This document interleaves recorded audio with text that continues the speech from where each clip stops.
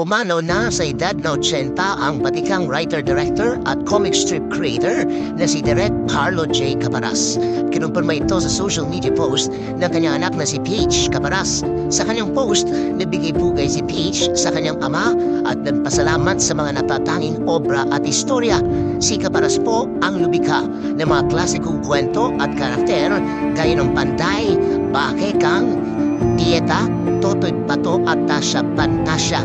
Lalo pa siyang sumikat sa mga massacre at crime films tulad ng The Visconde Massacre, God Help Us, at The Maggie de la Riva Story, God Why Me.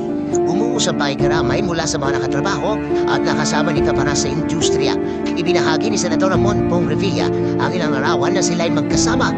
Ayon kay Revilla, hindi matatawaran ang naging papel ni Caparas sa pagpapalaganap at pagyago ng kulturang Filipino mula sa paglikha ng mga kwento at mga karakter na sinubaybayan ng marami mula sa mga pahina ng mga comics hanggang sa telebisyon at pelikula.